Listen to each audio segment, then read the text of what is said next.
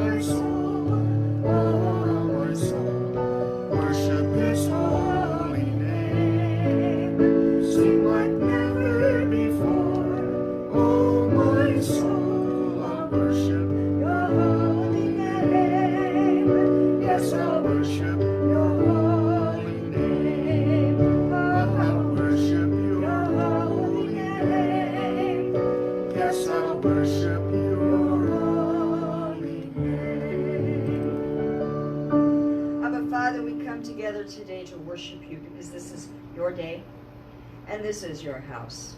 We have set it apart for you. We set apart this time for you. We set apart our hearts for you. And on this day, this Sabbath of songs, I ask that every song we sing, every word that comes from our mouths, everything we do would bring glory and honor to you, to your name, to who you are, because you are the God that we serve, and you are the God that we love. In Yeshua's name. I had to get a new music book this week because my other one broke. So we'll see how well this one does. Oh, it takes a long time. Huh? It takes a long time. Yeah, well, I have a whole lot of... I just copied the one and put it in the other, so it shouldn't be bad. But at the same time, it just feels a little bit differently. I want to do your great name.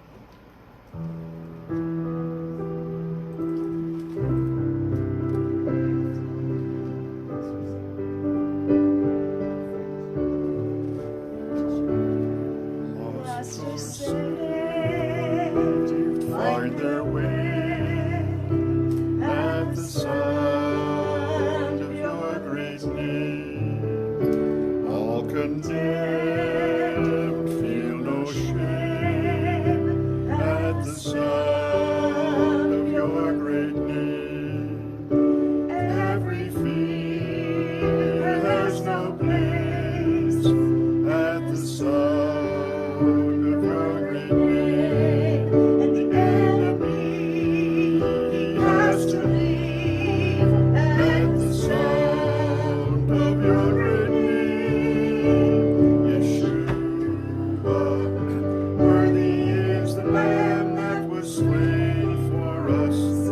Son of God and man, you are high and lifted up.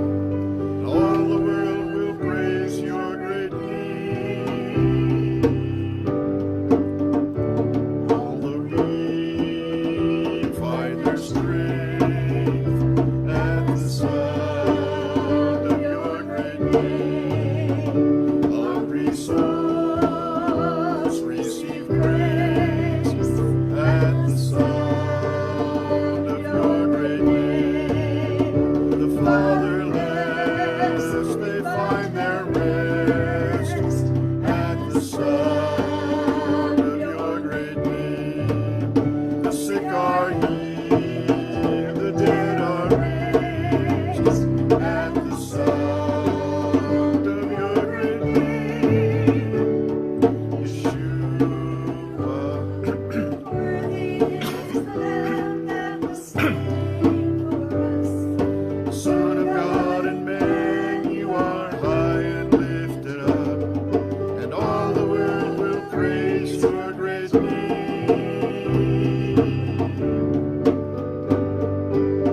Redeemer, my healer, Lord Almighty, my Savior, defender, you are my King. Redeemer, my healer, Lord Almighty, my Savior, defender, you are my King. Yeshua, worthy is the Lamb that was slain for us. Son of God and man, You are high and lifted up, and all the world will praise your great name. his name's again, Redeemer. Redeemer, my Savior, Lord Almighty, my Savior, defender, you are my King. Redeemer, my healer, Lord Almighty, my Savior, defender, you are my King. Yeshua, worthy is the Lamb that was slain for us.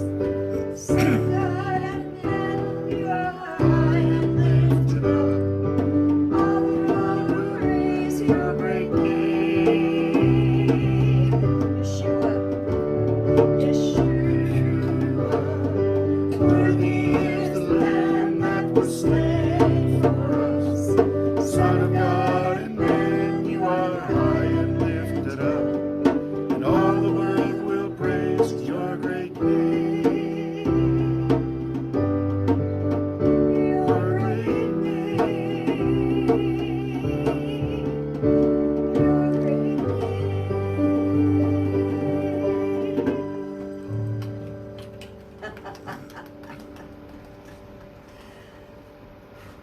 His name. That's a whole different song. Okay, I was going to a different one. I'm going to do one that I haven't done here before, so I hope we don't do too many new songs too fast, or even old songs, because this isn't exactly a totally new song. It has a chorus to an old hymn that I've always loved, and yet it's, Lord, I need thee, need you. It's just kind of become a theme almost, along with some of the other things we've had this year. When we can't fight, when we can't do, when we don't know what's going on, this is a really good place to be. Lord, I come, I confess, all we need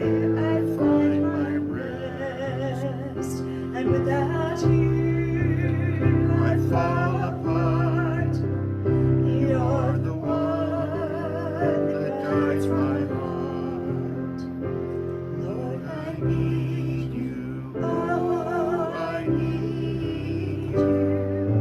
Every hour I need you. My one defense, my righteousness. Oh God, how I need you. Where sin runs deep, your grace is more. Where grace is found is where you are. And where you are, Lord, I am free. Holiness is Christ in me. Where you are, Lord, I am free. And holiness is Christ in me. Lord, I need you. Oh, I need you.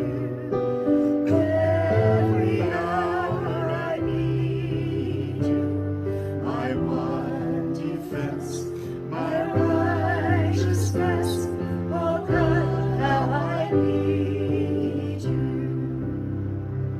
So teach my song to rise to you. When temptation comes my way, and when I cannot stand, I'll fall on you. Jesus, you're my hope, my stay. And when I cannot stand, I'll fall on you. Jesus, you're my hope, my stay. Lord, I need you. Oh, I need you. Every hour I need you. My one defense, my righteousness. Oh God, how I need you. Lord, I need you. Oh, I need you. Every hour I need you. My one defense, my righteousness. Oh God, how I need you. So teach my song. So teach my song to rise to you. When temptation comes my way, and when I cannot stand, I'll fall on you. Jesus, you're my hope, my stay. And when I cannot stand, I'll fall on you. Jesus, you're my hope and stay. Lord, I need you. Oh, I need you. Every hour I need you. My one defense, my righteousness. Oh God, how I need you. Lord, I need you. Oh, I need you. Every hour I need you. My one defense, my righteousness. Oh God, how I need you.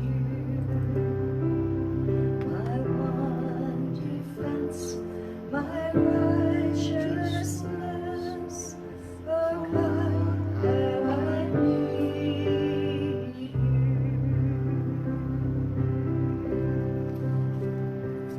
Lord, we do need you. We need you always. We need you as we come into your house.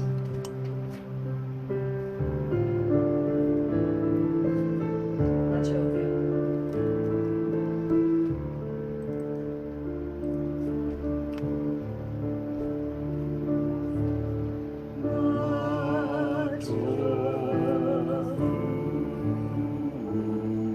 Oh, haleka Yaakov, Mishkoneteka Israel.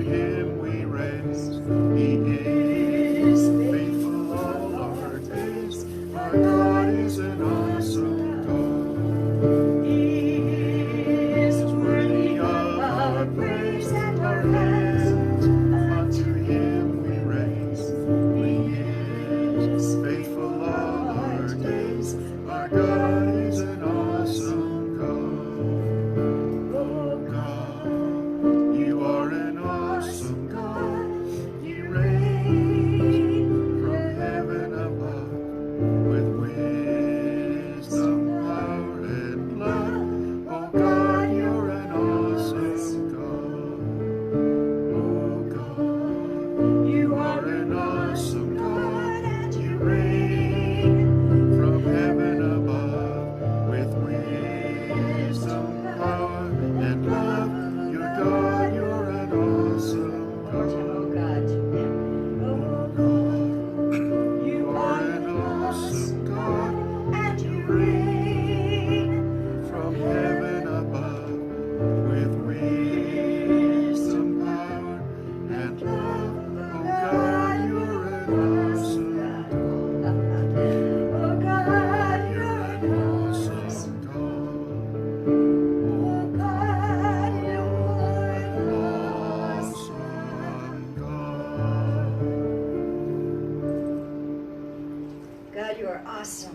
Amen. You are awesome in this place. And we praise your name for all you are doing here. Stand. The sounding of the shofar. Shema.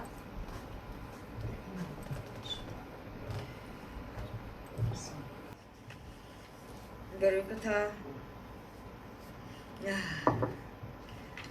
Baruch atah Adonai, Eloheinu melech haolam, asher kirishanu b'mitzvotav, v'tzivanu l'shmeach kol shofar. Blessed are you, Lord our God, King of the universe, who has sanctified us with your commandments and has instructed us to hear the voice of the shofar.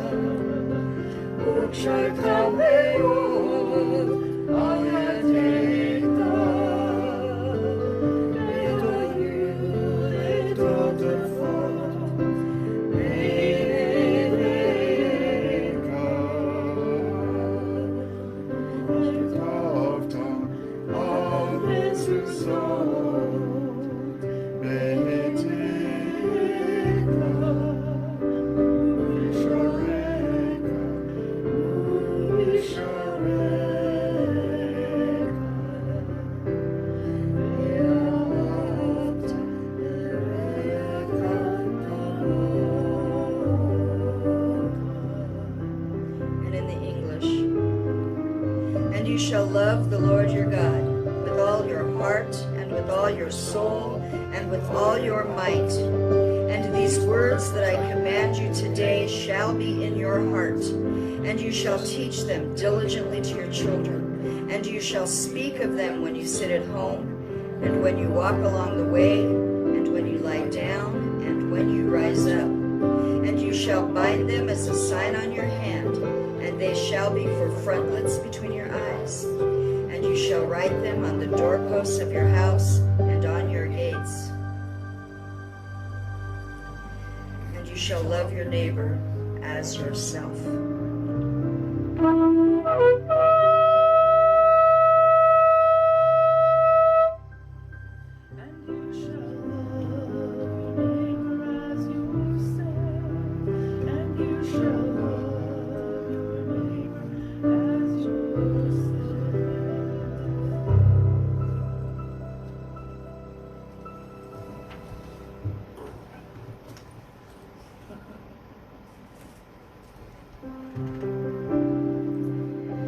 Baruch atah Adonai Eloheinu melech haolam, asher kirshanu b'mitzvotav, v'tzivanu lehiyot legoyim v'natan lanu Yeshua HaMashiach or Ha'olam.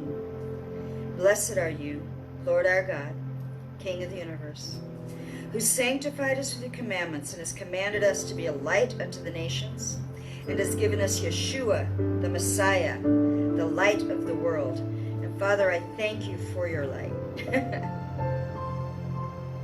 Your word says the light shines in darkness, and the darkness did not comprehend it.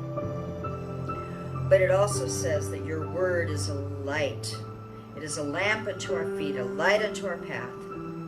And Lord, I thank you that you give us guidance, that your word becomes a focus, that your word becomes that which can take us through the darkness, can take us through the difficulties, can take us through the challenges of this world.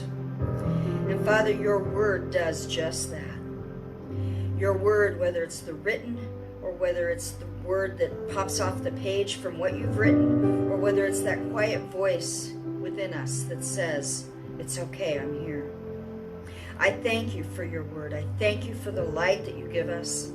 And I thank you that you can communicate with us and that we are learning and have learned to listen to you, to get your guidance, to go your direction, to follow you.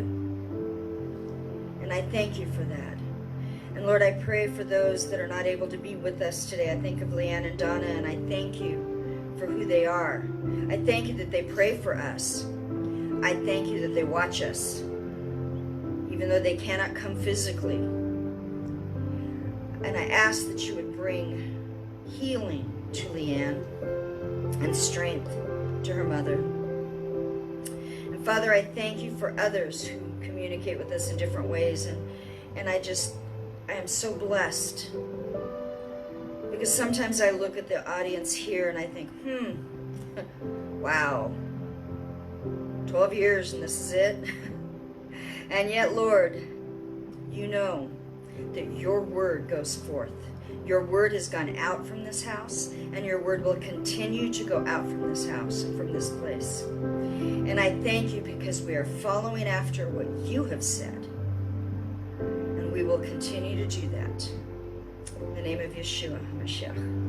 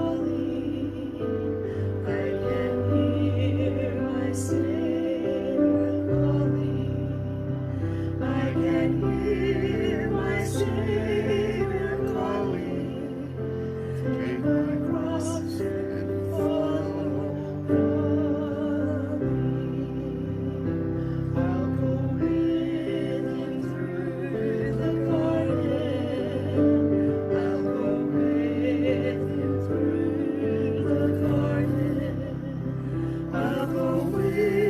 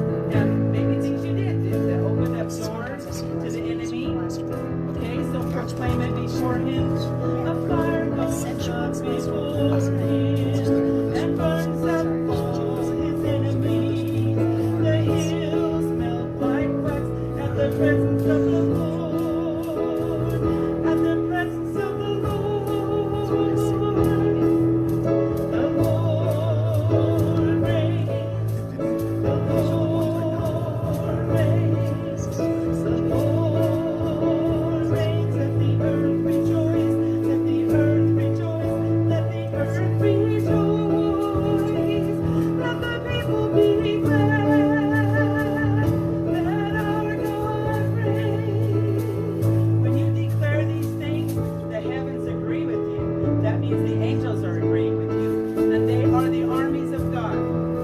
So if you want to employ the armies of God in your life and those of others, agree with the word of God and pronounce it and proclaim it. The heavens declare his righteousness, the people see his glory. For you, O Lord, are exalted over all the earth, over all the earth. The Lord reigns, the Lord reigns, the Lord reigns. Let the earth rejoice, let the earth rejoice, let the earth rejoice. Let the people be glad that our God reigns. Lord reigns, Lord reigns,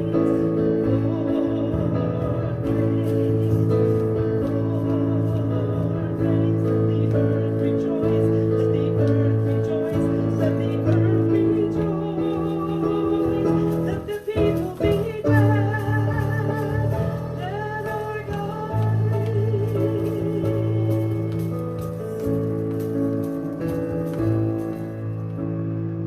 You know this song? He is exalted, the King is exalted on high. I will praise him. He is exalted forever, exalted and high. With praises sing. He is the Lord, forever his rule shall reign. Heaven and earth rejoice in his holy name. He is exalted, the King is exalted on high.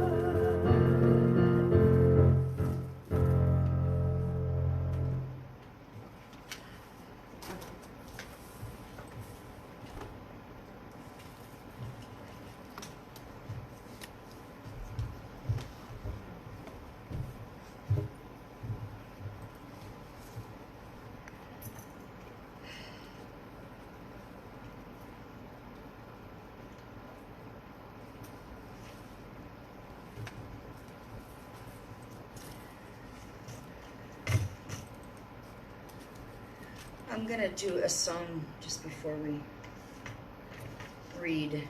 Find it. You know, it's funny because Joyce sent me some songs last night she was gonna do, and we made copies of them all, and for some reason they didn't transfer to the computer here. And so Craig's like, "What? Where's that one? Where's that one?"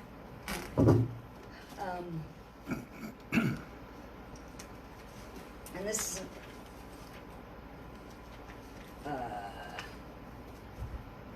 It's not there.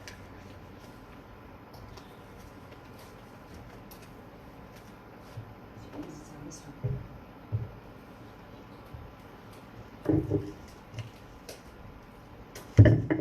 Sorry. As she sent me these songs last night, I'm like, those are all old songs. Come on, they're old, you know. And the people aren't going to know them. And the Lord woke me up with an old song. We're going to do God Leads Us Along. God Lead Us Along. Because this fits in with the Torah portion. It is an old one. It starts with "In Shady Green Pastures." It's an old one, oh well. In shady green pastures, so rich and so sweet, God leads his dear children along, where the water's cool flow bathes the weary one's feet. God leads his dear children along, some through the water, some through the flood, some through the fire, but all through the blood, some through great sorrow, but God gives a song in the night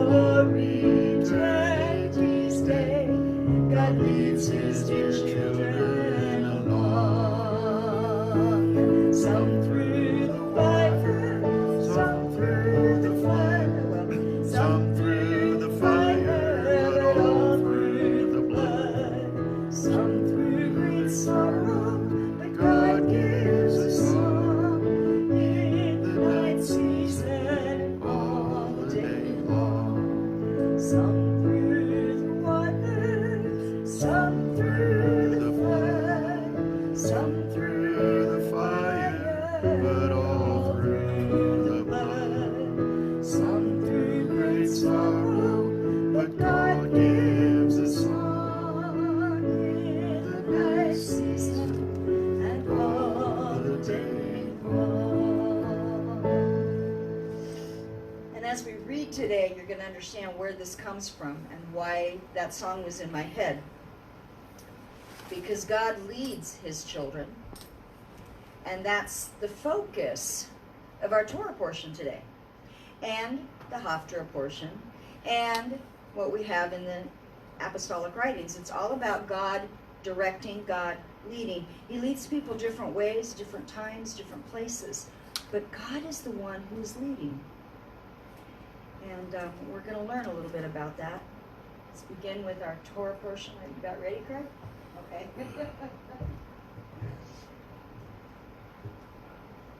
The Torah portion is Beshalach, which means and he sent, or when he sent.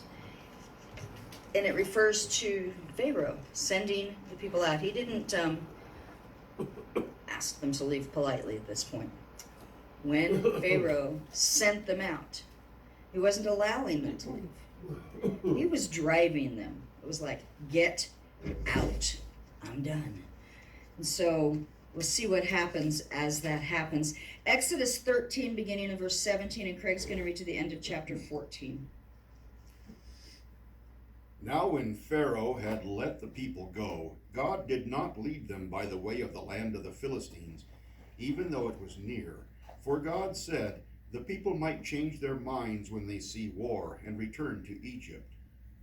Hence God led the people around by the way of the wilderness to the Red Sea, and the sons of Israel went up in martial array from the land of Egypt.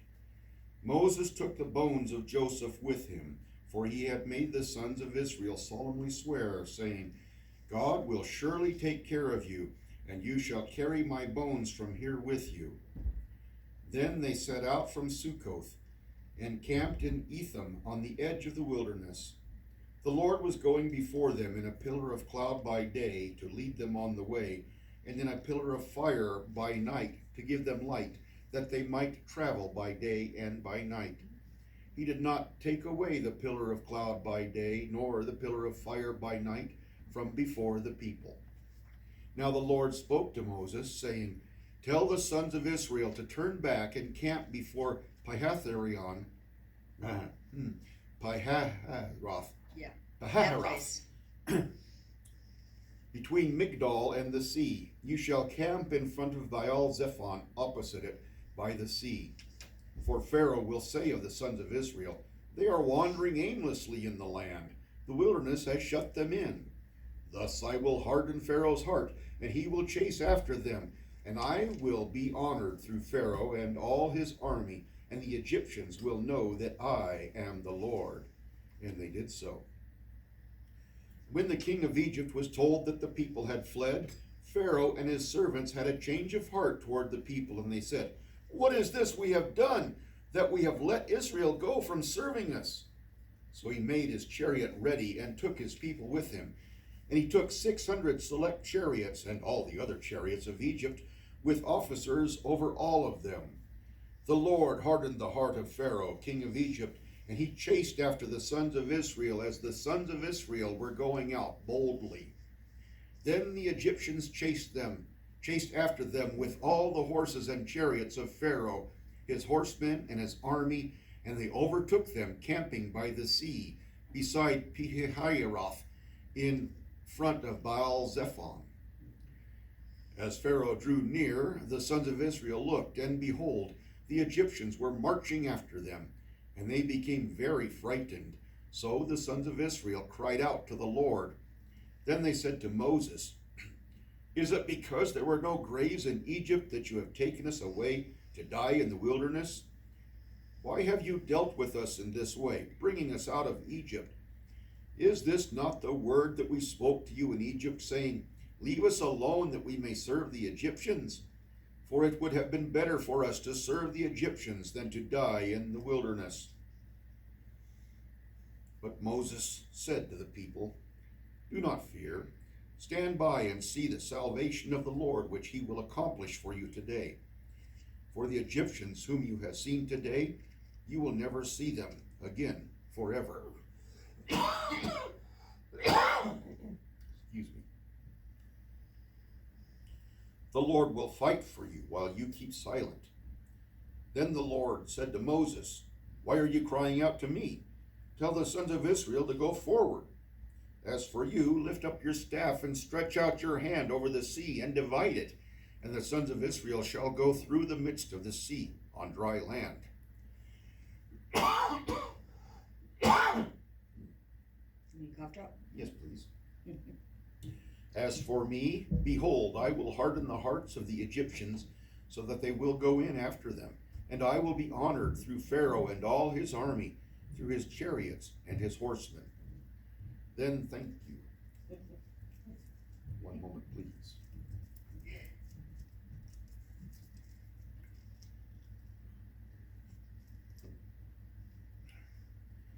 Then the Egyptians will know that I am the Lord when I am honored through Pharaoh, through his chariots and his horsemen. The angel of God, who had been going before the camp of Israel, moved and went behind them, and the pillar of cloud moved from before them and stood behind them. So it came between the camp of Egypt and the camp of Israel. And there was the cloud along with the darkness, yet it gave light at night. Thus the one did not come near the other all night. Then Moses stretched out his hand over the sea, and the Lord swept the sea back by a strong east wind all night, and turned the sea into dry land, so the waters were divided. The sons of Israel went through the midst of the sea on the dry land, and the waters were like a wall to them on their right hand and on their left. Then the Egyptians took up the pursuit, and all Pharaoh's horses, his chariots, and his horsemen went in after them into the midst of the sea. At the morning watch, the Lord looked down on the army of the Egyptians coming on the army of the Egyptians through the pillar of fire and cloud, and brought the army of the Egyptians into confusion. He caused their chariot wheels to swerve, and he made them drive with difficulty. So the Egyptians said, "Let us flee from Israel, for the Lord is fighting for them against the Egyptians." Then the Lord said to Moses, "Stretch out your hand over the sea, so that the waters may come back over the Egyptians, over their chariots and their horsemen." So Moses stretched out his hand over the sea, and the sea returned to its normal state at daybreak, while the Egyptians were fleeing right into it. Then the Lord overthrew the Egyptians in the midst of the sea. The waters returned and covered the chariots and the horsemen, even Pharaoh's entire army that had gone into the sea after them. Not even one of them remained. But the sons of Israel walked on dry land through the midst of the sea, and the waters were like a wall to them on their right hand and on their left. Thus the Lord saved Israel that day from the hand of the Egyptians, and Israel saw the Egyptians dead on the seashore. When Israel saw the great power which the Lord had used against the Egyptians, the people feared the Lord, and they believed in the Lord and in his servant Moses.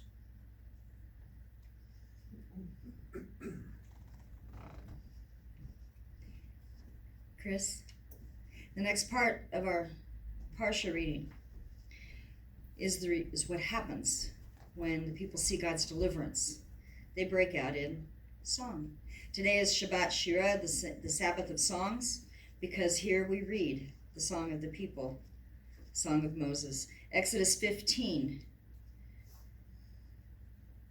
Then Moses and the sons of Israel sang this song to the Lord and said, "I will sing to the Lord, for he is highly exalted. The horse and its rider he has hurled into the sea. The Lord is my strength and song, and he has become my salvation. This is my God, and I will praise him, my father's God, and I will extol him. The Lord is a warrior, the Lord is his name. Pharaoh's chariots and his army he has cast into the sea, and the choicest of his officers are drowned in the Red Sea. The deeps cover them. They went down into the depths like a stone. Your right hand, O Lord, is majestic in power. Your right hand, O Lord, shatters the enemy. And in the greatness of your excellence, you overthrow those who rise up against you. You send forth your burning anger, and it consumes them as chaff. At the blast of your nostrils, the waters were piled up. The flowing waters stood up like a heap.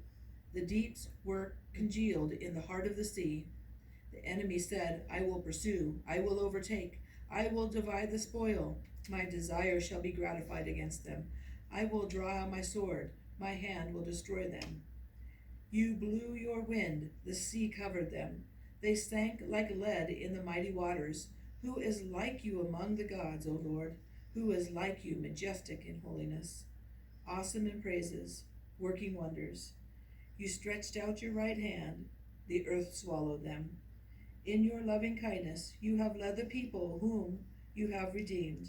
In your strength, you have guided them to your holy habitation. The peoples have heard, they tremble. Anguish has gripped the inhabitants of Philistia. Then the chiefs of Edom were dismayed.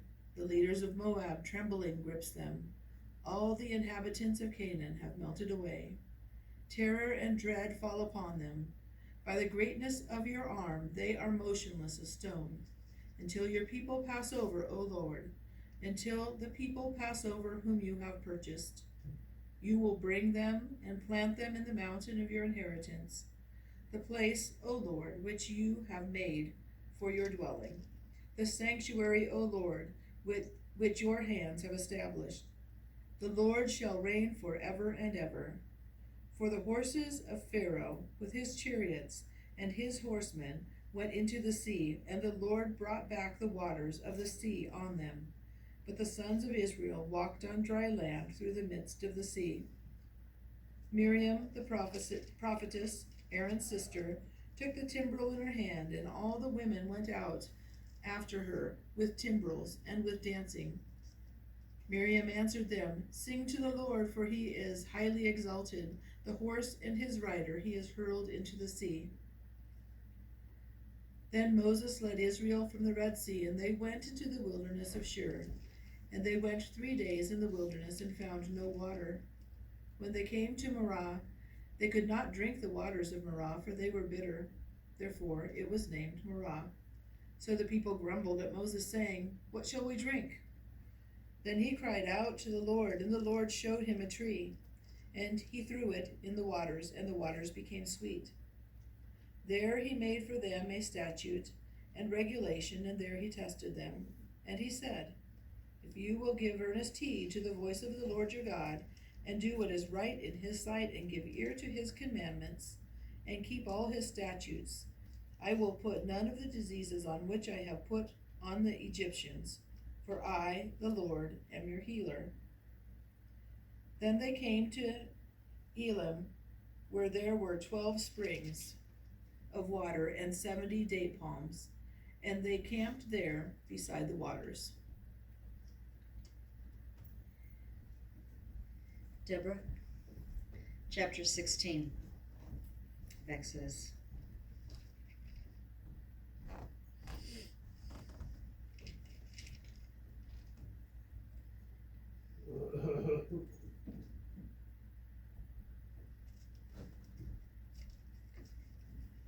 The Lord provides manna. Then they set out from Elim, and all the congregation of the sons of Israel came to the wilderness of Sin, which is between Elim and Sinai, on the 15th day of the second month after their departure from the land of Egypt. The whole congregation of the sons of Israel grumbled against Moses and Aaron in the wilderness. The sons of Israel said to them, Would that we had died by the Lord's hand in the land of Egypt, when we sat by the pots of meat, when we ate bread to the full, for you have brought us out into the wilderness to kill this whole assembly with hunger. Then the Lord said to Moses, Behold, I will rain bread from the heaven for you, and the people shall go out and gather a day's portion every day, that I may test them whether or not they will walk in my instruction. On the 6th day, when they prepare what they bring in, it will be twice as much as they gather daily. So Moses and Aaron said to all the sons of Israel, at evening you will know that the Lord has brought you out of the land of Egypt. And in the morning you will see the glory of the Lord, for he hears your grumblings against the Lord and what we are, that you grumble against us. The Lord provides meat. Moses said, this will happen when the Lord gives you meat to eat in the evening, and bread to the full in the morning, for the Lord hears your grumblings, which you grumble against him. And what are we? Your grumblings are not against us, but against the Lord. Then Moses said to Aaron, say to all the congregation of the sons of Israel, come near before the Lord, for he has heard your grumblings. It came about as Aaron spoke to the whole congregation of the sons of Israel, that they looked toward the wilderness, and behold, the glory of the Lord appeared in the cloud. And the Lord spoke to Moses, saying, I have heard the grumblings of the sons of Israel. Speak to them, saying, at twilight you shall eat meat, and in the morning you shall be filled with bread, and you shall know that I am the Lord your God. So it came about at evening that the quails came up and covered the camp, and in the morning there was a layer of dew around the camp. When the layer of dew evaporated, behold, on the surface of the wilderness there was a fine flake-like thing, fine as frost on the ground. When the sons of Israel saw it, they said to one another, what is it? For they did not know what it was. And Moses said to them, it is the bread which the Lord has given you to eat. This is what the Lord has commanded. Gather of it every man as much as he should eat, and you shall take an omer apiece according to the number of persons each of you has in his tent. The sons of Israel did so, and some gathered much, and some little. When they measured with it an omer, he who gathered much had no excess, and he who had gathered little had no lack. Every man gathered as much as he should eat. Moses said to them, let no man leave any of it until morning.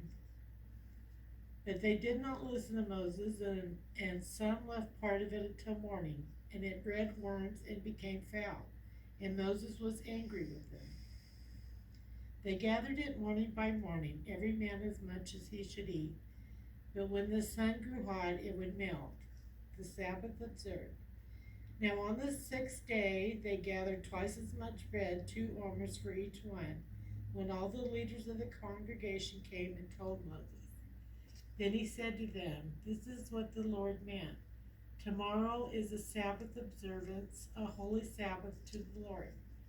Bake what you will bake, and boil what you will boil, and all that is left over put aside to be kept until morning. So they put it aside until morning, as Moses had commanded. And it did not become foul, or was there any worm in it. Moses said, eat it today, for today is Sabbath to the Lord. Today you will not find it in the field. 6 days you shall gather it, and on the 7th day of the Sabbath there will be none. It came about on the 7th day that some of the people went out to gather, but they found none. Then the Lord said to Moses, how long do you refuse to keep my commandments and my instructions? See, the Lord has given you the Sabbath, therefore he gives you bread for 2 days on the 6th day. Remain every man in his place, let no man go out of his place on the 7th day. So the people rested on the 7th day. The house of Israel named it manna, and it was like coriander seed, white, and its taste was like wafers with honey. Then Moses said, this is what the Lord has commanded. Let an omerful of it be kept throughout your generations, that they may see the bread that I fed you in the wilderness, when I brought you out of the land of Egypt. Moses said to Aaron, take a jar and put an omerful of manna in it, and place it before the Lord to be kept throughout your generations. As the Lord commanded Moses, so Aaron placed it before the testimony to be kept. The sons of Israel ate the manna 40 years, until they came to an inhabited land. They ate the manna until they came to the border of the land of Canaan. Now an omer is a tenth of an ephah.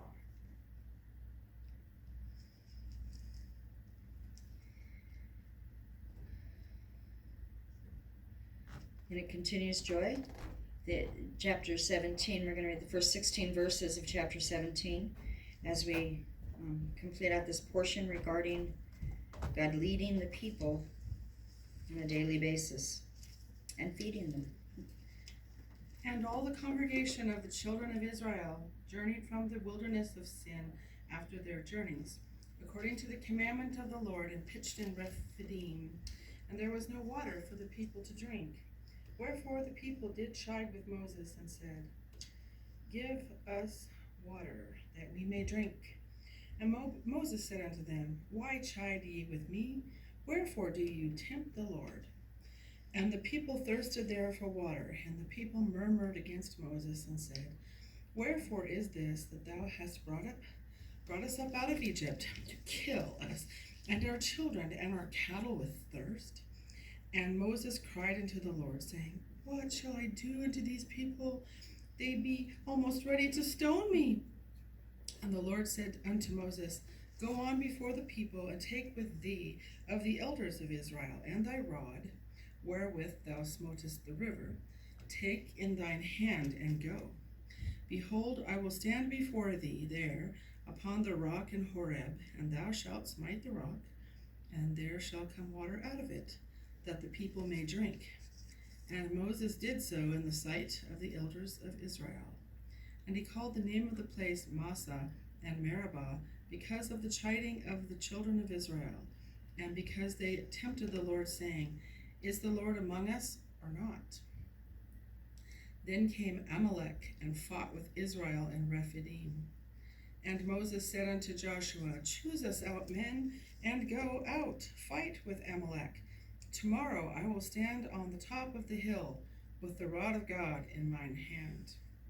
So Joshua did as Moses had said to him, and fought with Amalek. And Moses, Aaron, and Hur went up to the top of the hill. And it came to pass, when Moses held up his hand, that Israel prevailed. And when he let down his hand, Amalek prevailed. But Moses' hands were heavy. And they took a stone and put it under him, and he sat thereon. And Aaron and Hur stayed up his hands, the one on the one side, and the other on the other side. And his hands were steady until the going down of the sun. And Joshua discomfited Amalek and his people with the edge of the sword. And the Lord said unto Moses, Write this for a memorial in a book, and rehearse it in the ears of Joshua, for I will utterly put out the remembrance of Amalek from under heaven. And Moses built an altar, and called the name of it Jehovah Nisi, for he said, Because the Lord hath sworn that the Lord will have war with Amalek from generation to generation.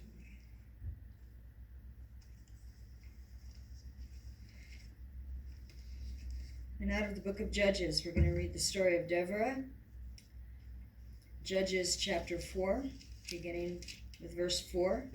Joy is going to read that portion also. Okay. And Deborah, a prophetess, the wife of Lapidoth, she judged Israel at that time, and she dwelt under the palm tree of Deborah, between Ramah and Bethel, in Mount Ephraim, and the children of Israel came to her for judgment. And she sent and called Barak, the son of Abinoam, out of Kadesh Naphtali, and said unto him, Hath not the Lord God of Israel commanded, saying, Go and draw toward Mount Tabor, and take with thee 10,000 men of the children of Naphtali, and the children of Zebulun.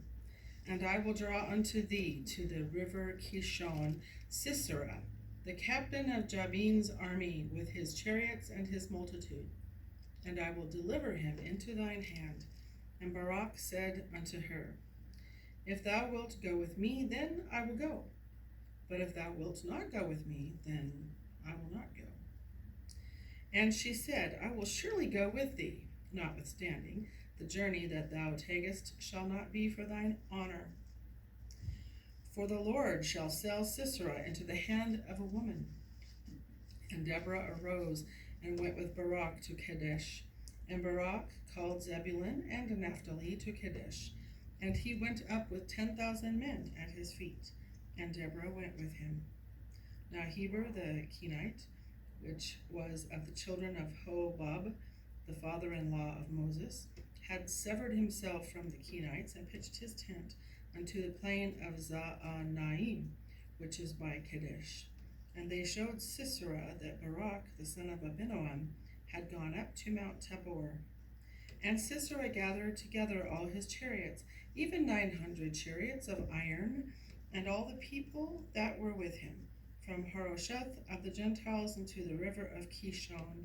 And Deborah said unto Barak, Up, for this is the day in which the Lord hath delivered Sisera into thine hand. Is not the Lord gone out before thee? So Barak went down from Mount Tabor, and 10,000 men after him. And the Lord discomfited Sisera and all his chariots and all his host with the edge of the sword before Barak, so that Sisera lighted down off his chariot and fled away on his feet. But Barak pursued after the chariots and after the host unto Harosheth of the Gentiles, and all the host of Sisera fell upon the edge of the sword, and there was not a man left. Howbeit Sisera fled away on his feet to the tent of Yael, or some say Jael, the wife of Heber the Kenite, for there was peace between Jabin the king of Hazor and the house of Heber the Kenite. And Yael went out to meet Sisera, and said unto him, Turn in, my lord, turn in to me, fear not. And when he had turned in unto her into the tent, she covered him with a mantle. And he said unto her, Give me, I pray thee, a little water to drink, for I am thirsty. And she opened a bottle of milk, and gave him drink, and covered him. Again he said unto her, Stand in the door of the tent. And it shall be, when any man doth come and inquire of me, and say, Is there any man here? That thou shalt say, No. Then Yael, Heber's wife, took a nail of the tent, and took a hammer in her hand, and went softly into him, and smote the nail into his temples, and fastened it into the ground, for he was fast asleep and weary. So he died. And behold, as Barak pursued Sisera, Yael came out to meet him, and said unto him, Come, and I will show thee the man whom thou seekest. And when he came into her tent, behold, Sisera lay dead, and the nail was in his temples. So God subdued on that day Jabin, the king of Canaan, before the children of Israel. And the hand of the children of Israel prospered and prevailed against Jabin, the king of Canaan, until they had destroyed Jabin, king of Canaan.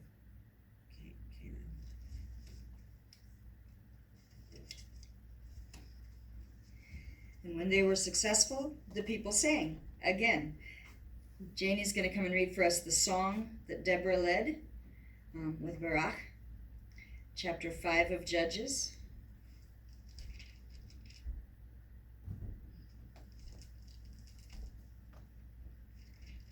Judges chapter 5.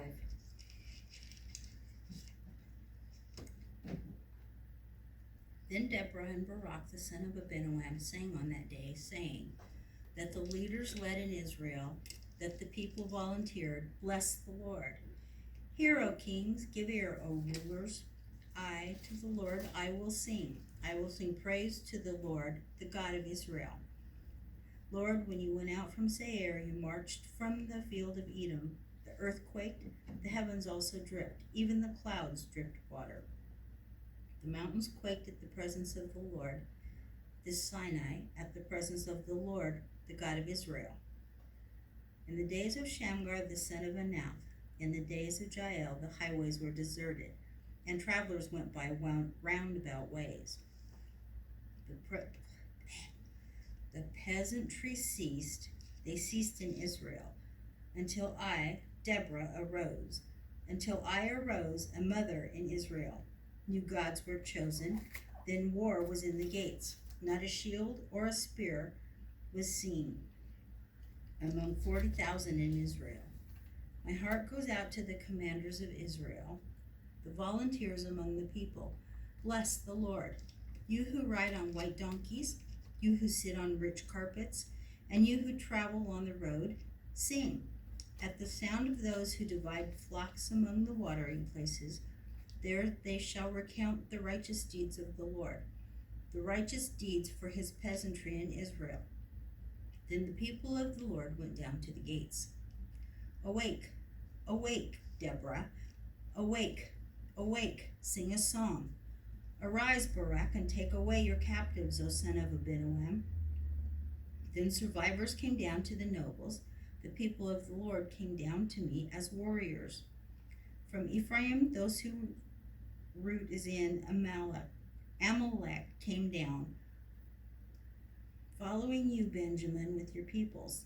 From Machir, commanders came down, and from Zebulun, those who wield the staff of office. And the princes of Issachar were with Deborah. As was Issachar, so was Barak. Into the valley they rushed at his heels. Among the divisions of Reuben, there were great resolves of heart. Why did you sit among the sheepfolds to hear the piping for the flocks? Among the divisions of Reuben, there were great searchings of heart. Gilead remained across the Jordan. And why did Dan stay in ships? Asher sat at the seashore and remained by its landings. Zebulun was a people who despised their lives even to death, and Naphtali also on the high places of the field. The kings came forth. Nope, they didn't. The king came and fought, then fought the kings of Canaan at Tanach, near the waters of Megiddo. They took no plunder in silver. The stars fought from heaven. From their courses they fought against Sisera. The torrent of Kishon swept them away. The ancient torrent, the torrent Kishon. O my soul, march on with strength. Then the horses' hooves beat from the dashing of his valiant steeds. Curse Meroz, said the angel of the Lord. Utterly curse its inhabitants, because they did not come to the help of the Lord, against the warriors. Most blessed of women is Jael, the wife of Heber the Kenite. Most blessed is she of women in the tent. He asked for water, and she gave him milk. In a magnificent bowl she brought him curds. She reached out her hand for the tent peg, and her right hand for the workman's hammer. Then she struck Sisera, she smashed his head, and she shattered and pierced his temple. Between her feet he bowed, he fell, he lay. Between her feet he bowed, he fell. Where he bowed, there he fell dead. Out of the window she looked and lamented. The mother of Sisera through the lattice. Why does his chariot delay in coming? Why do the hoofbeats of his chariots tarry? Her wise princesses would answer her. Indeed, she repeats her words to herself.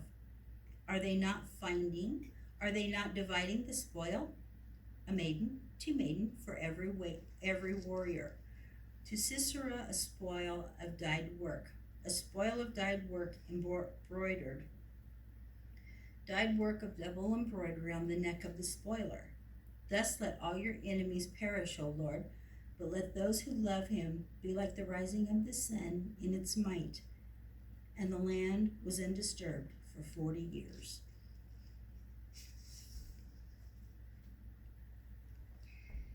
You know, we have Purim coming up, and I send out the invitations. And,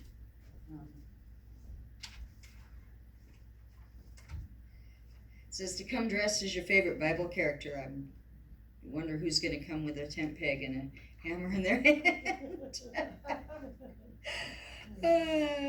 Jael, a phenomenal woman. Not even Jewish. I know, it's like we read some of these things and they're from a whole different culture that we are not used to. And so we think of them from our cultural perspective, and I think, I don't think I could do that, what she did. I don't think I could. But we're in a whole different culture. The question is, have I been slain those that have been sent against us in the way God has asked us to do it, which may be different. We may not have tent pegs and hammers in our hands, but we are supposed to be standing for the truth of God, and we are supposed to go against that which comes against God's people. And that's probably more spiritual than anything else, and we need to be doing that. Matthew 14, Bob is going to read out of our Apostolic Writing. Matthew 14, verses 22 through 33. Another place that God sent his people.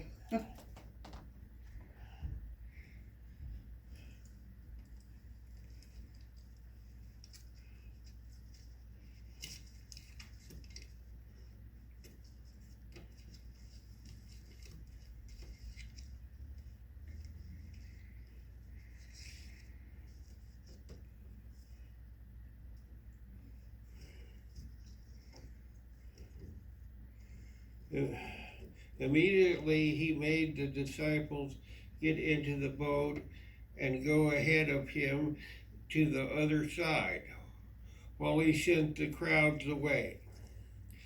After he had sent the crowds away, he went up on the mountain by himself to pray. And when it was evening, he was there alone. But the boat was already a long distance from the land, battered by the waves, for the wind was contrary. And in the fourth watch of the night he came to them walking on the sea. When the disciples saw him walking on the sea, they were terrified and said, "It is a ghost," and they cried out in fear. But immediately Jesus spoke to them, saying, "Take courage, it is I, do not be afraid." Peter said to him, "Lord, if it is you, command me to come to you on the water." And he said, "Come." And Peter got out of the boat and walked on the water and came toward Jesus. But seeing the wind, he became frightened, and beginning to sink, he cried, "Lord, save me." Immediately Jesus stretched out his hand and took hold of him and said to him, "You of little faith, why do you doubt?" When they got into the boat, the wind stopped, and those who were in the boat worshipped him, saying, "You are certainly God's Son."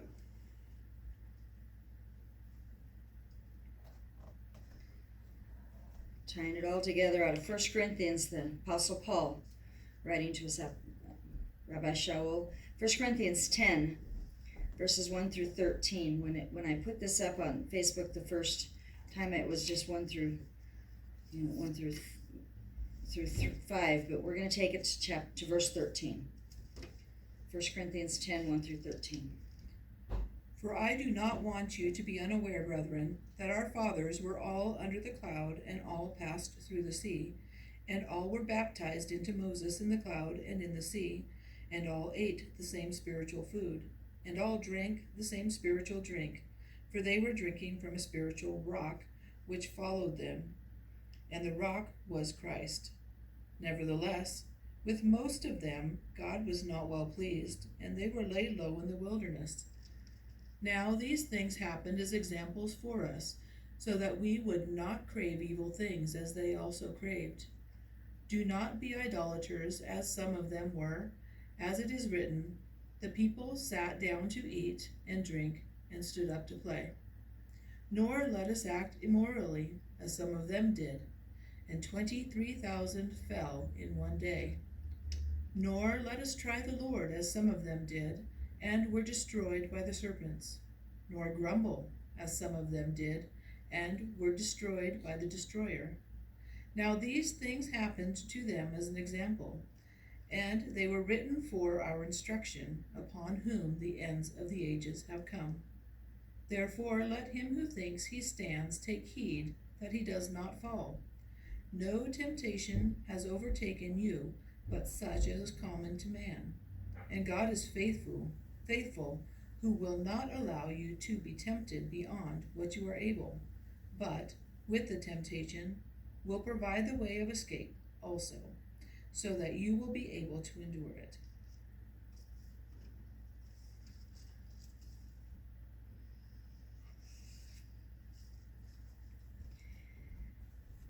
First Corinthians, Paul tells us something kind of interesting when he says, these things happened so that you will know.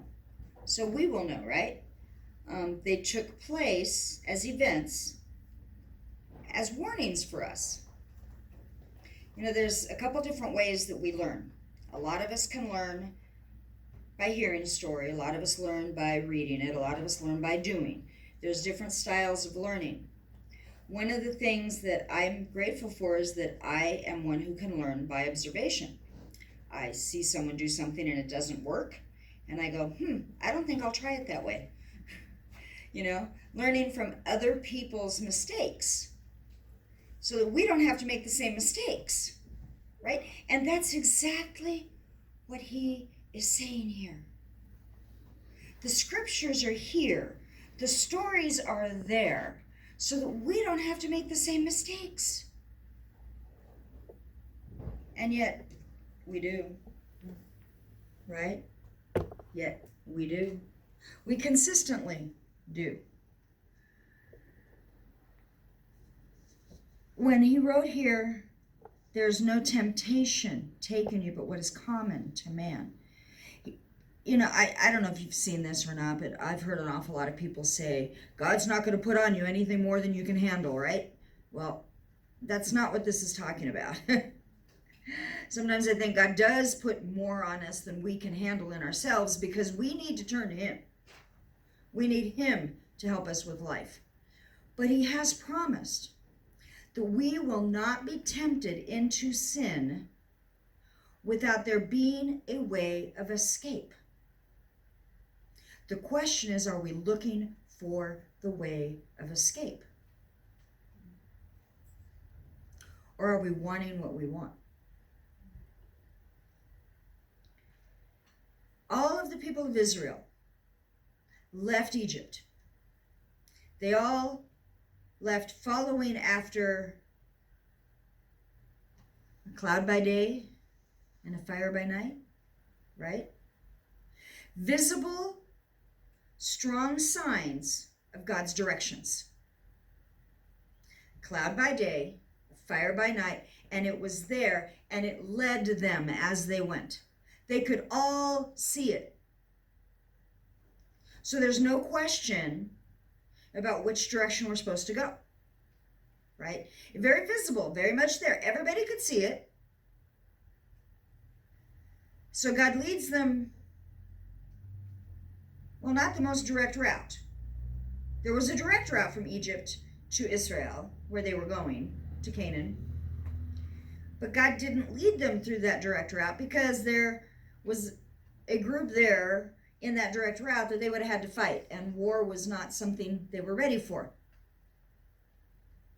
God knew they weren't ready for war. They weren't ready for that battle, but he led them a different way. And he led them. There was no question who was leading them. They couldn't even yell at Moses for saying, what'd you bring us this direction for? Because there was the cloud by day and the fire by night, and it was leading them.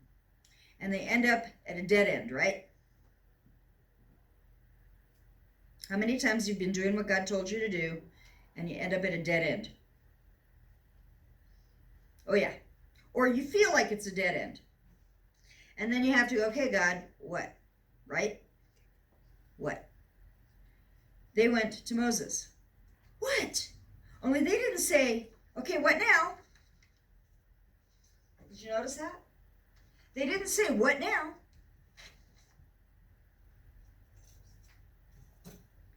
They didn't ask the question as a question.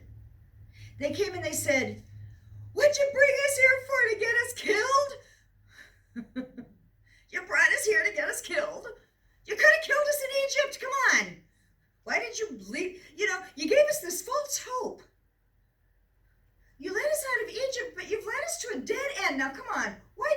that, Moses? Did Moses lead them to the water's edge? No, God did. Was God's intention to kill them? No, not at all. Not at all. God parts the water and they all go through the water. Miraculous. Now they've already seen a whole bunch of miracles that God has done, right? They've seen the plagues. They've seen how it worked. They've seen Egypt get devastated. They've seen Egypt's gods get knocked down. And now here they are against the water. Egypt's army is coming after them. God parts the water. And it says they went through on dry ground. On dry ground. There weren't any fish flopping around in puddles. They weren't having to sidestep the puddles. It says they went through on dry ground. Wow. That's quite a wind God brought up. It's a miracle. I know when I went to Bible college, there was great discussion over whether or not this was the Red Sea or the Reed Sea. Is this the Red Sea, which is a deep water place, or the Reed Sea, which is kind of a marsh? And because the Hebrew is kind of non-exact, scholars like to argue things like that. And the story is told of the little boy that was sitting on the bench next to a pretty smart old man who kept going, God, are you kidding? You think God parted the water of a deep sea? Nah, it was Reed Sea. It wasn't that hard. They could go across that. It was just ankle deep. He just made, come on. They just went across a marsh. The little boy sat there for a minute and he thought. And his face lit up. He goes, wow, what a miracle. The old man goes, what? There's no water parting. He drowned the whole Egyptian army in a marsh? 6 inches of water and the Egyptian army drowned? That's a miracle. So either way you look at it, it's a miracle. God did miracles for them. He led them to dead-end places, and then he did a miracle for them. And then he led them to the next place, and what does it say? There was no... Oh, wait, it says the water was bitter. But again, God led them there.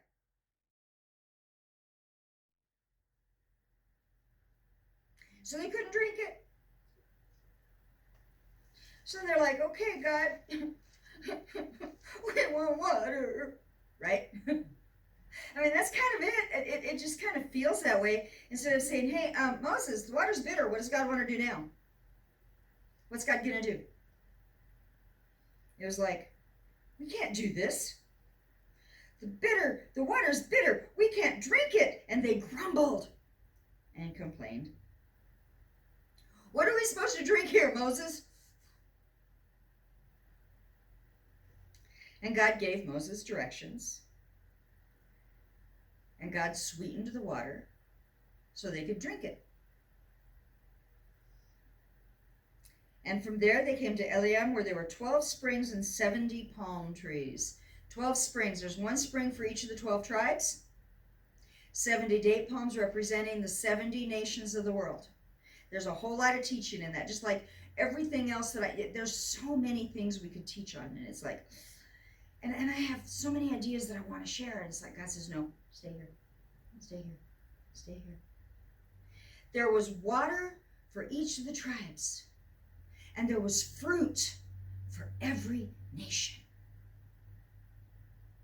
70 is the number of nations that it was believed were in existence at the time.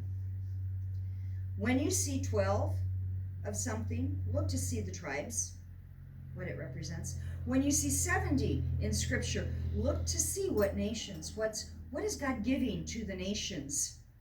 See, God is giving water to his tribes. Why? So they can feed the fruit to the nations, the date palms. And they got to stay there a little bit. But then he moved them again. And again, cloud by day, fire by night, there's no questioning. They have to know which direction. They can all see it. And they begin to grumble again. We wish Adonai had used his hand to kill us in Egypt. Man, we sat around there with meat and we had food and you brought us out into this desert and we're going to starve to death.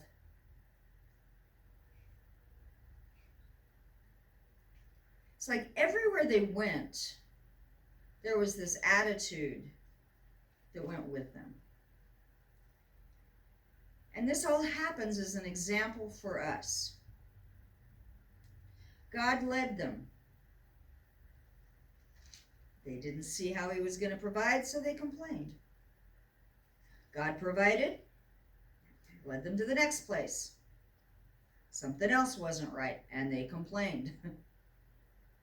And God fixed that, and something else was right. It just went on and on with these people, right? And lest you think that that's, the way of just them, that's kind of the way we do it too sometimes, and we don't always even recognize it in ourselves.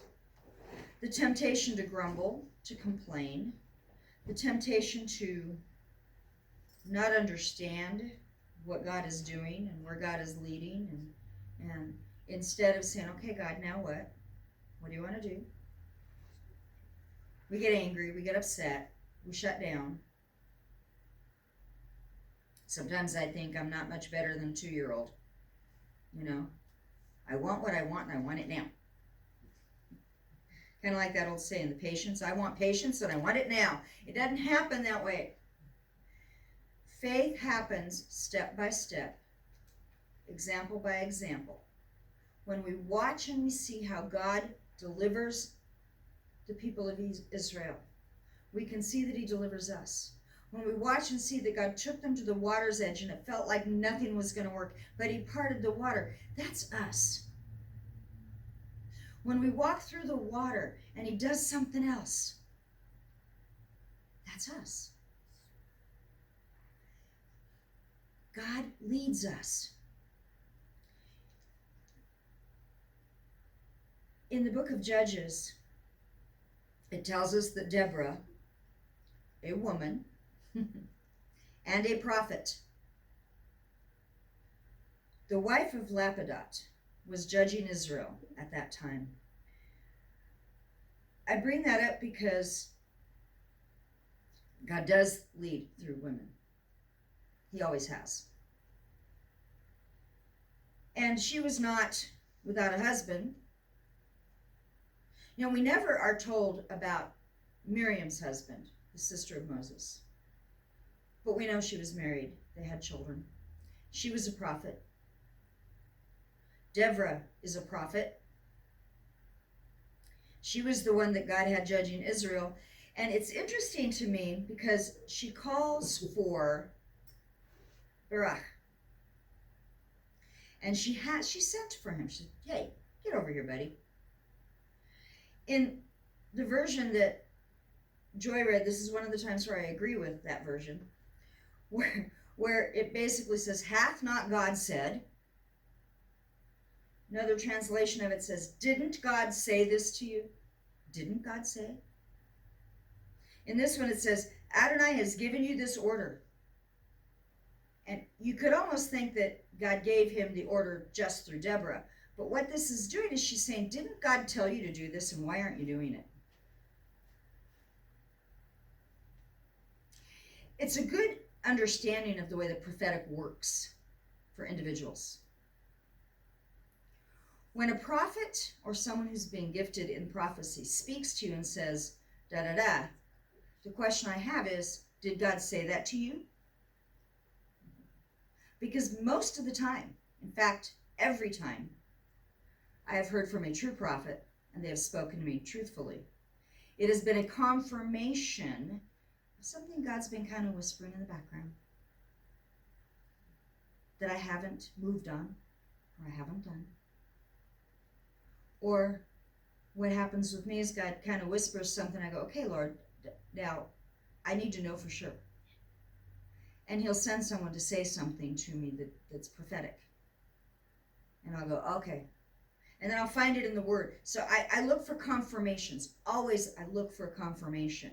If I believe God is leading in a direction, I look for a confirmation of it in the studies.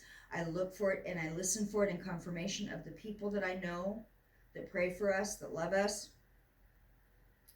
But when a prophet speaks, most of the time, they are telling you something God has already told you. And it is a confirmation. When it isn't a confirmation, that's the time that I go, okay, and I put it on a shelf, say thank you, and I put it on the shelf and I wait. And I wait to see, is this a true prophetic word or not? Because a lot of people are speaking in the name of the Lord right now. They have been for a while, but it seems to have amped up, gotten bigger. But when Deborah spoke to Barak, she wasn't telling him something he didn't already know. She was saying, didn't God tell you to do this? He went, well, yeah, but I'm not going to do it by myself. I'll do it if you come with me. God was leading him in a direction, and he was a little afraid to go. And so he got confirmation, and he asked for help with it. And he received that. But God had told him to go. And God confirmed it. And he went. And then God used that beautiful woman, Jael, to do what Barak had been told to do. Because he wouldn't do it on his own. God led them to war. To protect his people. It wasn't easy. It wasn't fun, but it was God's direction. When we go to Matthew, I want you to read this, see this with me. Verse 22, it says, immediately, this is my translation, he had the Talmudim get in the boat and go ahead of him to the other side. Okay, so there's 2 times that the disciples are in a boat that a big storm comes up. 2 times. Both times you will find that it says, Jesus sent them. He sent them. He told them, go. Whose idea was it to get in the boat? God's idea. It was the idea. It was Jesus. He told them, get in the boat and go to the other side. And then he went and he prayed. And then we went to join them. And what are they doing? There's wind and there's waves and there's storm. And it's like they're in this big storm. And they get scared because here he comes walking out. And they're thinking, oh, it's a ghost. That means we're all going to die. And it's Jesus. He sent them into that storm. He knew it was going to be there. And then as he's coming to them, Peter's going, if it's really you, then ask me to come out. Yeah, right. And Jesus says, come on. Come on. I had a friend that gave me a bumper sticker. It's on the back of the fridge there. And so, if you want to walk on water, you got to get out of the boat, right? If you want to walk on water, you got to get out of the boat. And Peter got out of the boat in the middle of the storm. Whose idea was it to get out of the boat? Was that Jesus? That was Peter's. But he said, do it. And Peter did. And as long as his eyes were on Jesus, he was okay. When he took his eyes off Jesus, he started flailing, he started falling, he started having trouble. Sometimes God leads us by telling us exactly where to go.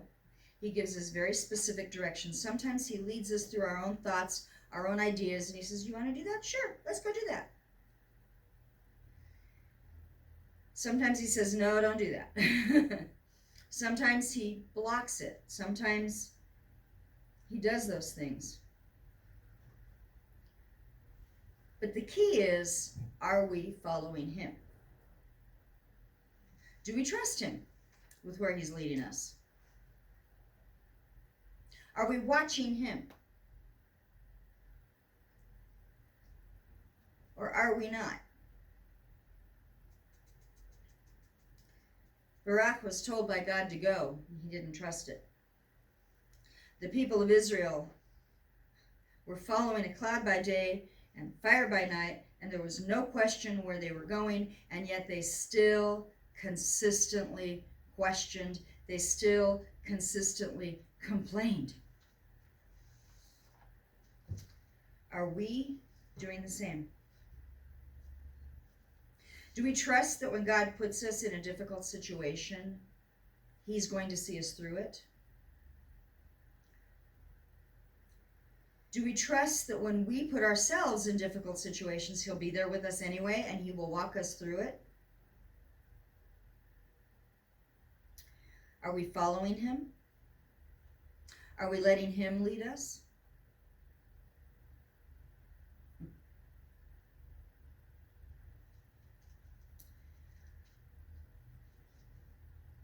It's kind of a different place to be sometimes, because sometimes it doesn't feel good. Sometimes we do feel like we're getting hungry. Sometimes the water is bitter to drink. Sometimes we feel like we're at a dead end. Sometimes we've done everything right, and we know we've done everything right, and it's still not right.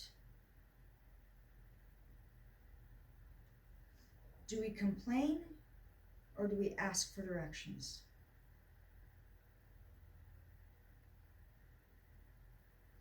Do we look to see what is God doing in this? Not why. Notice I didn't say why. I don't ever ask God why anymore. I learned on that one. Because God doesn't have to tell us why. If He tells us why, then He'd have to apologize to Job, because all through the book of Job, we've got Job's situation where everything gets taken away from him. He's miserable. He's in pain. All of this stuff is happening. And everybody and their kid brother that comes to talk to him is trying to tell him why it's happening. And none of them are right. None of them. Why? I don't ask God why anymore. I ask Him what? What are you doing, God? What are you teaching me? What do you want me to do? What? He's not going to tell me why necessarily. Last time I asked Him why, and I really was serious about it, He said, why not? I was upset. Things weren't happening the way I wanted them to. And I was complaining. Why me, God? Why does this have to happen to me? God, I've done all this stuff. I don't remember. God, well, why me? And He said, why not you? You know, that's one of those words that's kind of hard to hear. Why not you? Because in those three words, I heard all of this. What makes you think you're so precious and so special and so wonderful that you wouldn't have to deal with hardships? Are you kidding me? Why would you get special treatment? Everybody in the world goes through hardships. It ain't that. You're not that special. Why not you? He never answered Job's question of why. He just said, hey, who are you to tell me what I should be doing? Did you hang the stars? Did you put the planets in motion? Where were you when I did all these things? And Job didn't ask why anymore. He said, okay, God, you're God, I'm not. You're God, I'm not. I will still worship you. Sometimes I think that's part of why God was leading the people through the wilderness. As they're going, they're supposed to be learning to trust God. Supposed to be learning to turn to Him. Supposed to be saying, okay, God, what are you going to do? What are you going to do? What? Is there something we need to do? What do you want to do? Where do you want us to go, Lord? We're following your cloud. It'd be nice to have some meat. We're hungry. Okay. Not happy with just the manna, huh?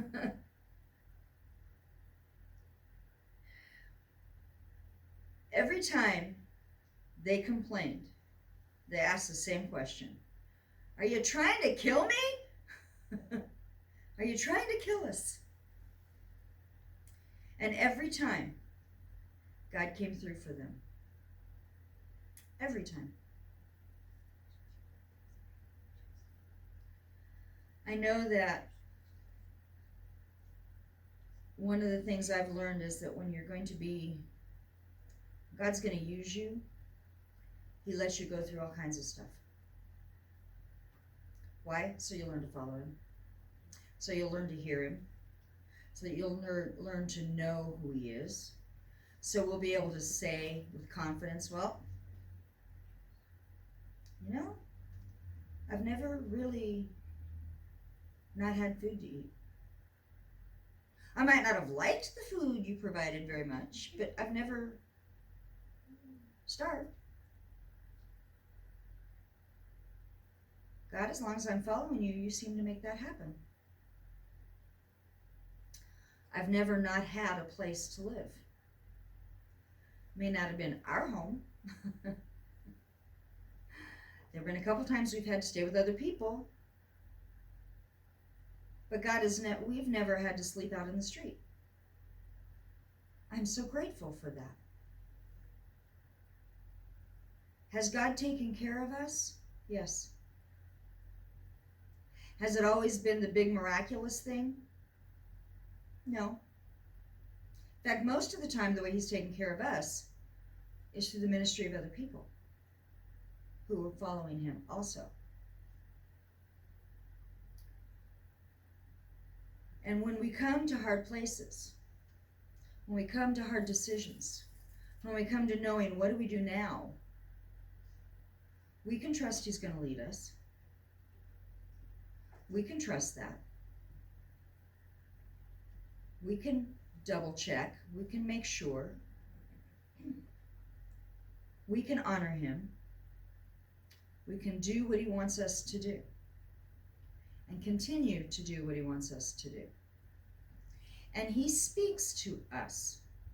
And He gives us direction. And He speaks to you and He gives you direction. And sometimes what He says to me is different than what He says to you. In terms of some aspects. And that's okay. Why? Because I have a different gifting than you do. You have a gifting. Each one in this place has a gifting from God and a direction God is going to be leading them and something God has them do. Each one that watches us on the web, God has given you direction and you gifts and He wants you to walk in them.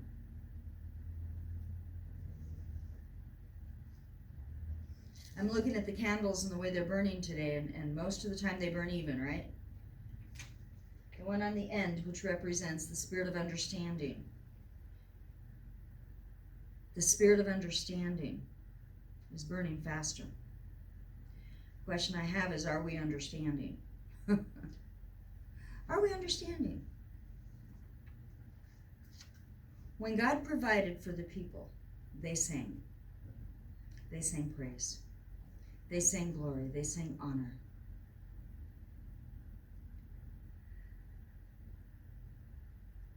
All week, as I've read this and I've looked at this, I've been reminded of a very old hymn. Yeah, we thought the God Leads Us Along song was old. That's from the 50s. This one's from way before that. And I'm going to end with this song because I think it reminds us who we're following and what we're following. He leadeth me. Yeah. He leadeth me, oh blessed God, oh words with heavenly comfort front. Whate'er I do, where'er I may be, still 'tis God's hand that leadeth me. He leadeth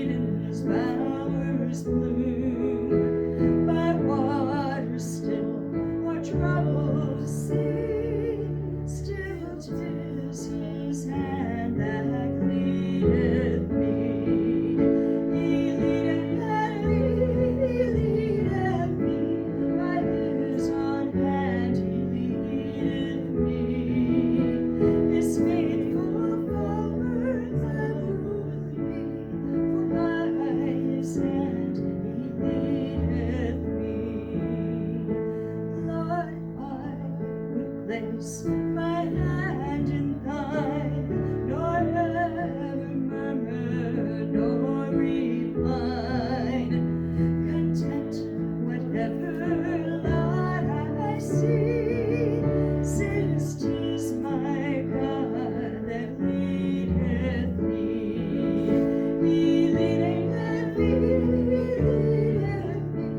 by his own hand, he leadeth me.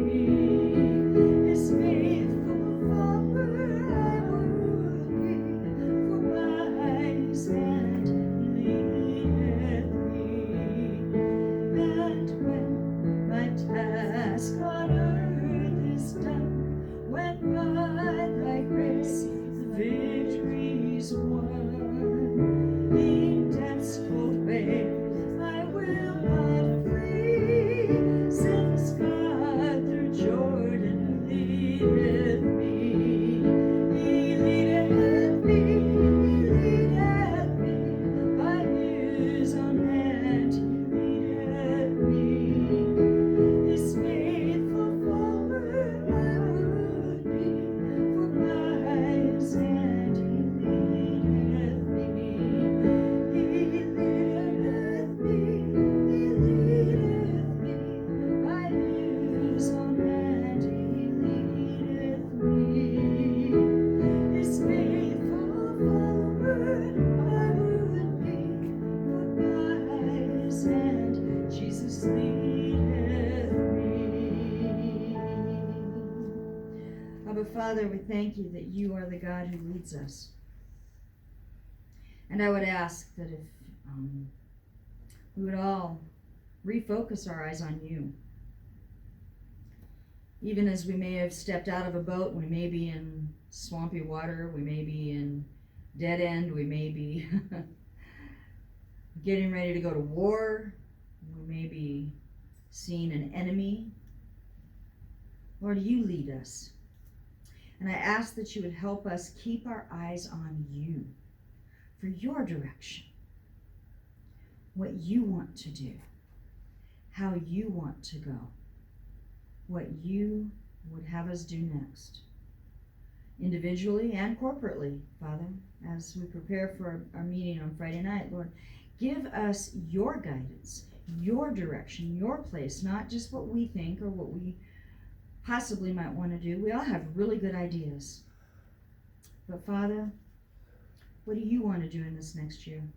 What do you want to do with this next season?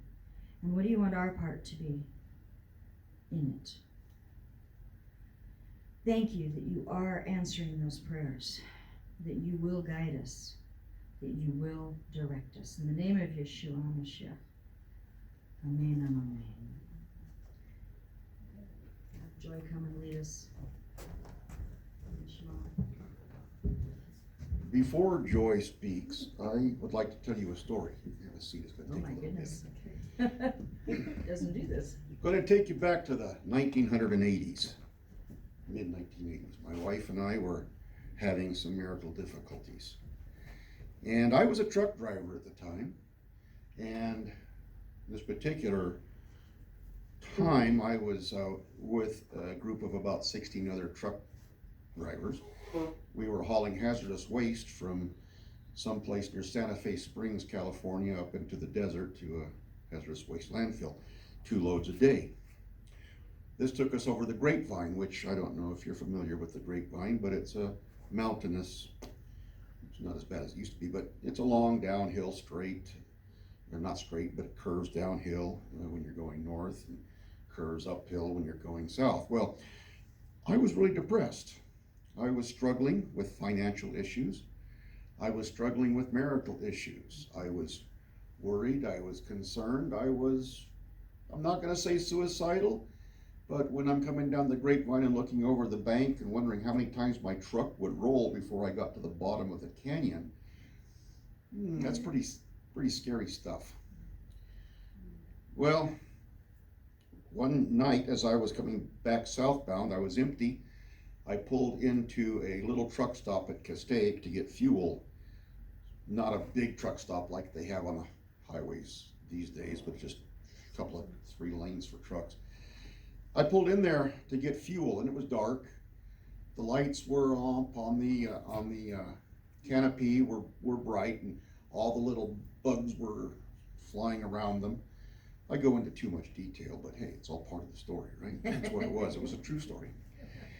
So I get out of my cab and I step down beside the truck and I uncap the fuel tank. I get the fuel nozzle. I stick it in there. While I'm doing this guy walks around the front of my truck. I hadn't seen him coming, and all of a sudden I turn around, he's standing next to me.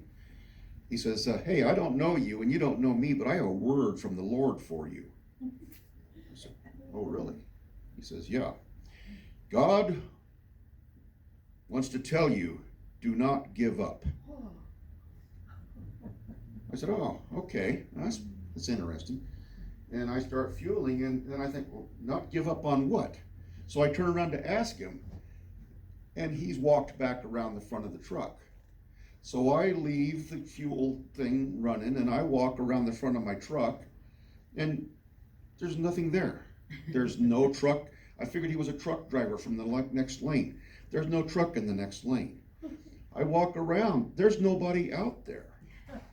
The distance between here and this little store would take 3 or 4 times as long for a person to walk there than it did for me to walk around to find out where this guy went. I have never seen an angel before, but I firmly believe that God sent that angel to me to tell me that God wants me to not give up. Now, this came to my mind last night as I was getting ready to sleep, this memory, just unbidden, poof, this memory. And it's been on my mind ever since, all day, all night, all day. Finally, I figured maybe God wants me to tell somebody out there that God wants you to not give up with whatever it is you're going through. I don't know, it's between the Lord and you. Thank you. Absolutely. Well, I'm glad Craig said something, because the Lord told me I was supposed to say something too. That Craig and Elizabeth, the Lord brought to my mind at least 10 major things that have happened in almost 3 years. 10 major things. I don't think I could probably recount all 10 of them. One of them was a terminal diagnosis. Now, we all have a terminal diagnosis. It is appointed unto man once to die, and after that, the judgment. And teach us to number our days. We're all going to die. But when you hear it from a doctor, that's pretty major. Also, a mainstay in their lives was going to be changing a role and not be a mainstay in their lives anymore. Also, on a day that had no wind, on a day with no wind, a little dirt devil whirling dervish wind thing picked up a neighbor's shed and plunked it on their roof, making a big gaping hole. All right? And so then and that's one of the 10. Now, this isn't one of the 10. They had a big summer-long yard sale to raise money for this roof. And then they find out that the roof is irreparable. So it's irreparable. So then there's another plan. Well, let's see. It's not really safe to live in the house, so they lived in a motorhome, which leaked on their bed. Yeah. Okay? We had to fix the roof. Leaked on their bed. Satan really wants to attack your marriage, even still. Okay, so then they are they are allowed to use a much larger trailer house, which also leaked on their bed. Which also leaked on their bed. Oh. And then they thought, well, let's see, we'll sell our rental house and buy another house. Okay, so they find out that the rental house needed to have some major repairs, and I'm going to count that as one thing. And that after they would do all those repairs, they wouldn't have enough money to buy a house anyway. They also chose a house that would have been perfect for them, so they thought, and it wasn't. And I'm going to tell you why, because this is the 10th plague. But they couldn't buy the house because they couldn't make enough money off the rental. I mean, it was just one major thing, and Hope we feel this hope like, oh, there's this answer, and then it wasn't the answer. Well, I went to look at that house that you chose, and in one of the windows, it was teeming with these bugs that have little red backs. Well, I have since discovered that these bugs are like a plague. They lay little eggs that are sticky and white, and it's just very, very hard to rid a house of those bugs. So I think God saved you from a plague there. Well, the reason I'm telling you this isn't so just to applaud Elizabeth and her husband, like, wow, you've been through so much, you're so inspiring. Well, they are inspiring. It's because in less than a year, I lost my mother and my son. Now, I know other people have lost people in their lives, but I had never lost anybody really close to me before. Grandmothers in their 90s, but you expect that, right? A perfectly healthy mother and a perfectly healthy, beautiful son in less than a year. And then I found myself in a financial strait that was rather impossible. And Elizabeth rallied on several fronts, right in the middle of all these things that were happening to her. She'd lost her potential house. Now she's living in a rental house. And she rallied, and some of you, I'm sure, did as well. And I just want to say thank you for that. And what an example of a pastor leader. And also, I had some crises of disagreement with Elizabeth this past year, 2 or 3 different times. So much so that I felt like, oh, maybe I need to leave Sabbath Streams. And each time the Lord said, I called you at a certain time, at the time of the diagnosis, and at the time that another mainstay was not going to be there for them anymore. You are to go to Klamath Falls and you are to stand by her. I said, okay, all right, that's what I'm doing. And you know what? The Bible talks about how blessed it is when men or people are in agreement with one another. How blessed it is. What's that verse go when it runs down the beard of Aaron's beard? Can you say it? Sorry. Oh, see how good, how blessed it is when brethren dwell together in unity. We don't have to be in agreement on every little detail to be in unity. That's right. We don't, and we're not. If we were to delve into it with our closest, bestest friend, or maybe our husband or whoever, you're going to find something that you disagree with on. And are we just going to splinter ourselves into little groups of one because we can't agree with anybody? So I just want to say thank you, Lord, for this couple that you've brought through so much, and that you've done miraculous things like keeping the waters on the side so that they could walk through. They are living in the little rental house that they were going to sell to buy their dream house. And you know what? When you walk into that little rental house, you just feel the presence of the Lord there. And instead of feeling like, oh no, I got the booby prize, or oh no, this isn't what God wants for me, with grace, I don't say Elizabeth because I don't know if you're the decorator there, but Elizabeth with grace has accepted this as a gift from the Lord, that this is where she is. This is her home. And I've never seen your home look so inviting and so homey. And I'm just so proud of you as a woman and as a person, as a wife and as a pastor. And we are very, very blessed to be able to love one another here. And so thank you. So let's all stand up and receive an Aaronic blessing. Yivarekach Adonai v'yishmerecha. Ya'er Adonai panav elecha v'yichunecha. Yisad Adonai panav elecha v'yasem lecha shalom.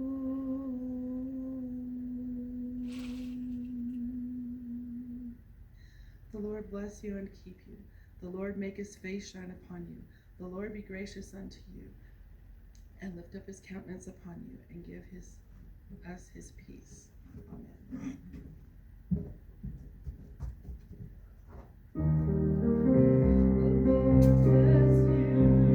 Lord bless you and keep you. The Lord make his face to shine upon you. The Lord bless you and keep you. The Lord make his face to shine upon you and be gracious unto you, and be gracious unto you. The Lord lift up his countenance on you and give you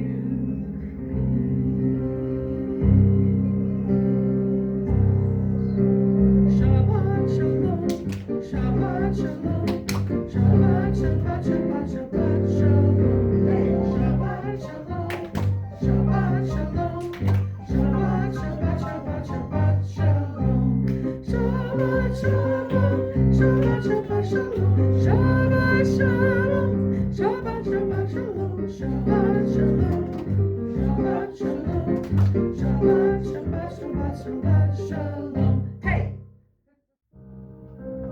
The Lord bless you. The Lord bless you and keep you. And keep you. The Lord make his face to shine upon you. The Lord bless you